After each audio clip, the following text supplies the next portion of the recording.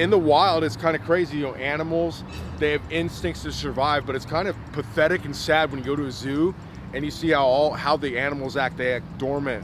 They're totally different. And so I think, you know, that's how a lot of people act too, is you kind of get dormant in your way of doing things. You no longer do things that are hard. You no longer do things that are a challenge yourself. In the wild, an animal has to go from nothing to all out in the blink of the eye. And you know, you think a lot of people now, if they're doing something pretty simple, like just, you know, machines at 50%, they want to foam roll for 3 hours. That's not how it would be in the wild. And I get it, we're not wild animals, but you also don't have to be dormant either. Over the years, my training has changed, okay? So there is nothing wrong. I think it's great when you're young to be a specialist, go all out, do everything you can do to be the best at what you can do. I love it. You know, but as you know, if you're not competing anymore, I think there becomes a time, instead of, like, my personal philosophy is, instead of becoming a specialist, I want to be a high level generalist. So I'm not ready to run the Olympics for track, you know. I get that I'm not, you know, competing at this contest or whatever, but I want to be pretty high level at a bunch of different things. It's that 50 cube philosophy. I want to move like I'm 50 pounds lighter and you have the movement capacity, speed, conditioning of somebody 50 pounds lighter, but have the strength and power of somebody 50 pounds heavier. So it's like, when you talk about cubed, what's that mean? It becomes exponential. It doesn't become just, hey, you know what, like a little better here. Like, no, when you do all these things pretty well, it really pays off to what you're gonna encounter in the real world. Like, where I'm at my life right now, I'd love to train 2 to 3 times a day. I can't.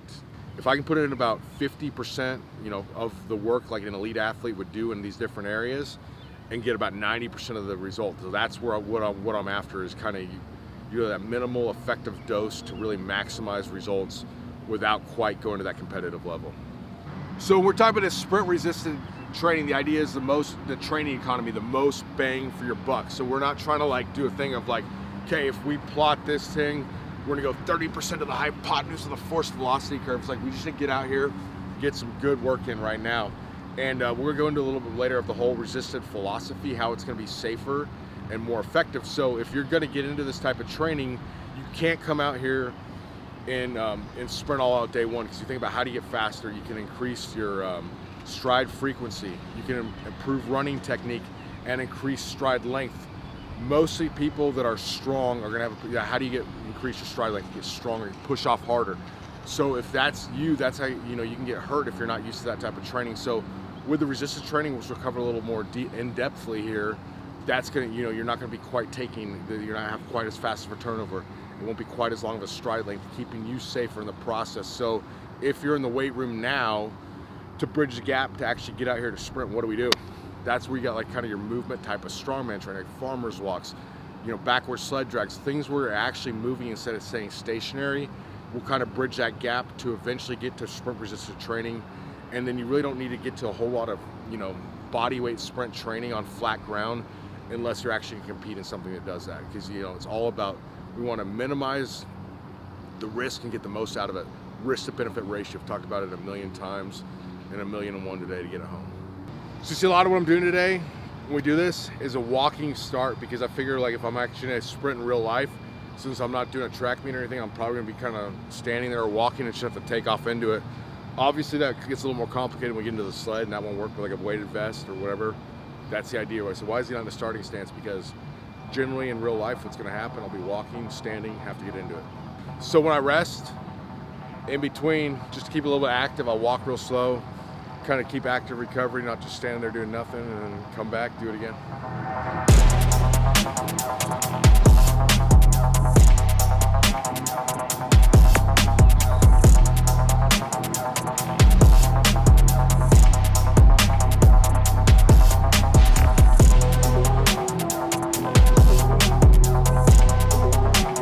The key here also with warming up, when you actually get in the sprints, is starting shorter, extending out. Most injuries are gonna happen beyond 20 yards. That's where we really get going. The stride really lengthens, and so they're gonna happen beyond there. So you're much safer at 20 yards and in. We'll focus on getting an explosive start, then start to drag it out a little bit.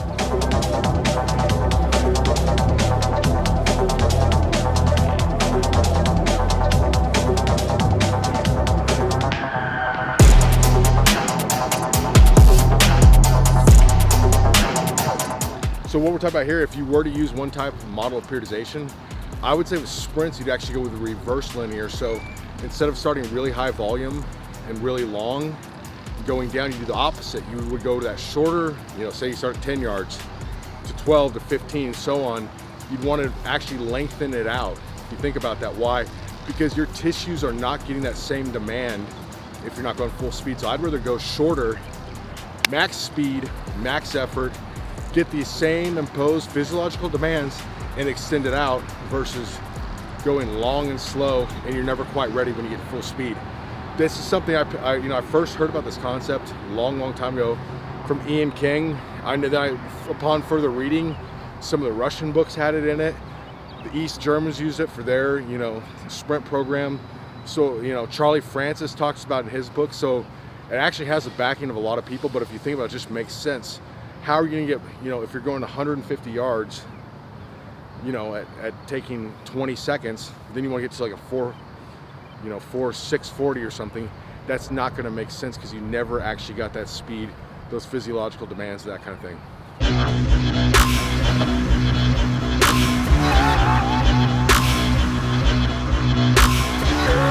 You are an adaptive organism, but you only adapt to stress if you apply stress, whether it's physical, mental, spiritual, or in between.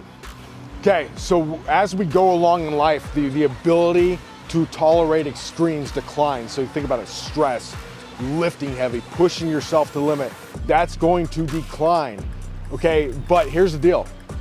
What people don't think about is stuff you take for granted will also decline. So if you can't sprint now, you're not gonna be able to walk sooner or later. So somebody that can sprint now is going to be able to walk a lot longer. So how you adapt to life and how you age and all that, a lot of that is gonna be your ability to tolerate extremes. I would highly recommend a book called Gang Fit by the Guru Anaerobic. Great book, and it would touch on these concepts more than I'm going to today. You want to do hard things in life. You have to train hard.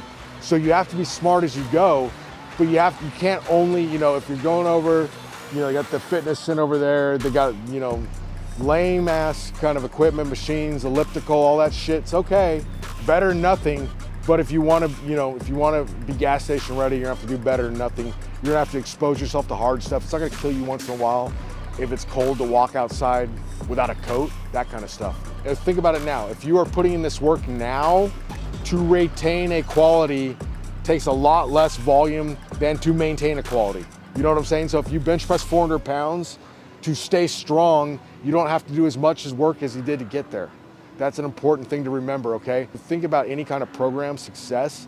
The number one factor to success in that program, it's not, obviously assuming it's coherent, is gonna be your adherence to that program, okay?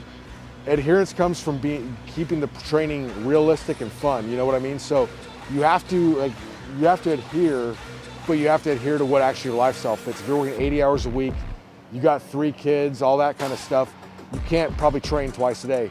You'd be better off to schedule 3 to 4 times a week and make sure you're, totally consistent with what you're doing.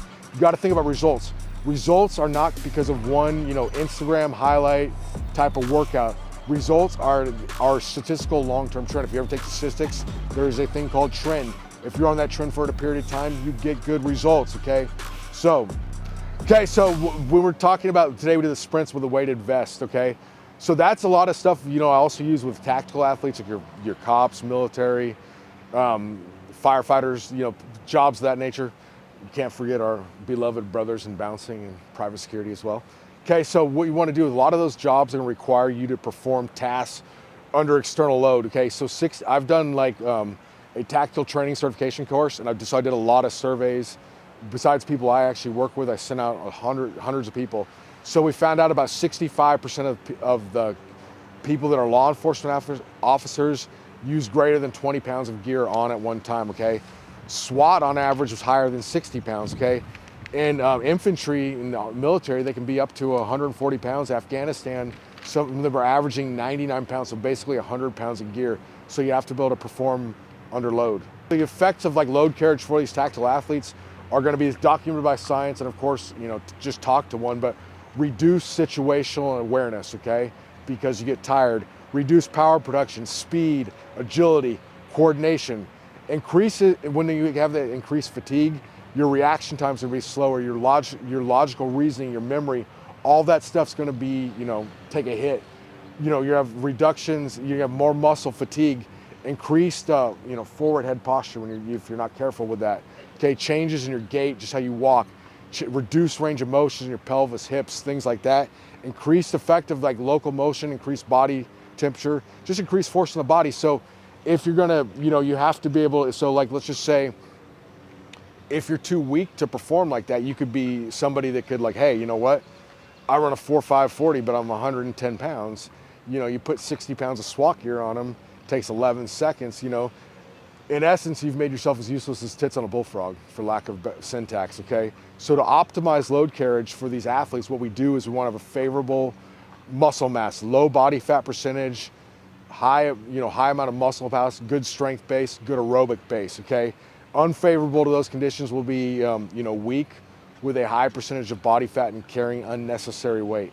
An additional 10 kilograms, I was doing the workout today, it's 22 pounds, 25-pound vest, is a lot of additional, so specificity is huge, and just training this way for these kind of guys, just even once a week can make a huge difference. Sprint resistant training, so obviously I'm not a track runner, and most of the people I work with that are tactical athletes and stuff are not track runners either. So if you say, hey, you know what, you add this much resistance is gonna screw up your cadence slightly or whatever, I would way rather slightly screw up my cadence than get an injury, because you know what? If I'm injured, I'm no longer physically effective, so that's not going to cut the mustard for what I need to do. So to make this as safe as possible, that's the number one reason why I do sprints with resistance. It's a hill, it's sand, it's a weighted vest, it's a sled. It's because of the built-in safety mechanism. I'm simply not going to have as fast of a turnover, and my stride's not going to be quite as long. That's going to be a lot safer on my hamstrings, which, tearing a hamstring is the number one. Most of my sprints, I went quite a bit further today, but generally are 20 yards or less, because once you start getting beyond 20 yards and really opening up, that's when you start to have problems. That's when you start to have injury, okay?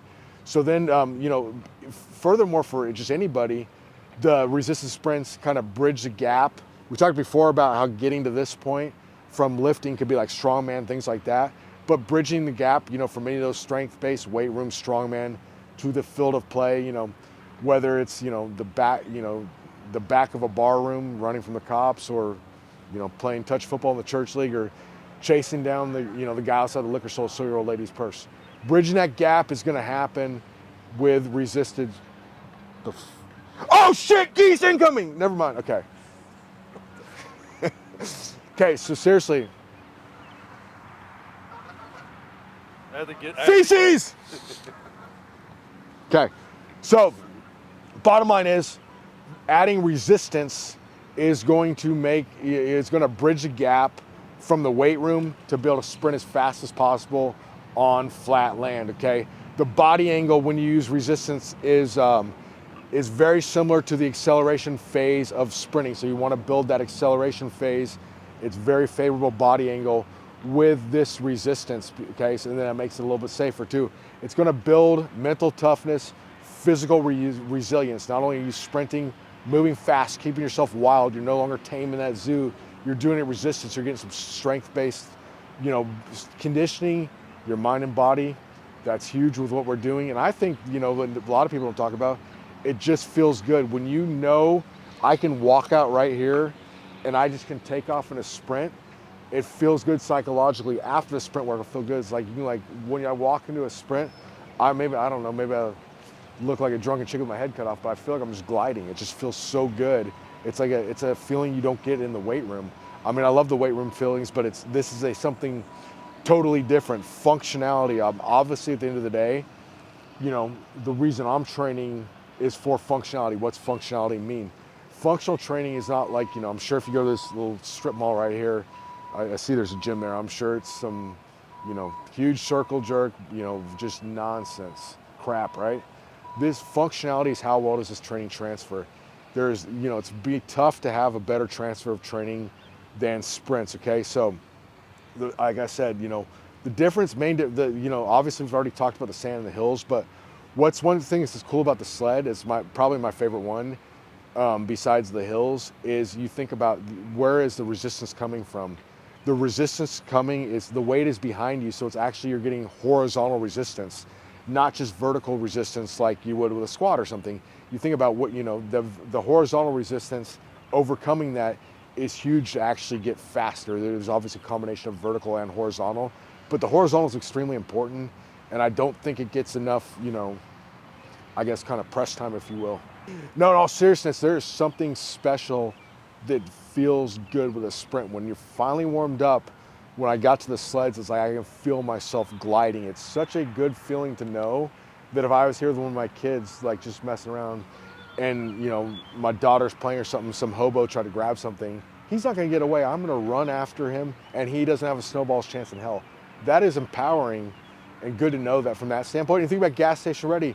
Gas station ready doesn't always mean like, it's like Mike Tyson slugfest. What if there's a gas station ready about survival? So if there's like, 8 people with switchblades and I'm unarmed, the smartest thing to do would be to sprint away. And guess what? They're not gonna catch me. That's empowering too.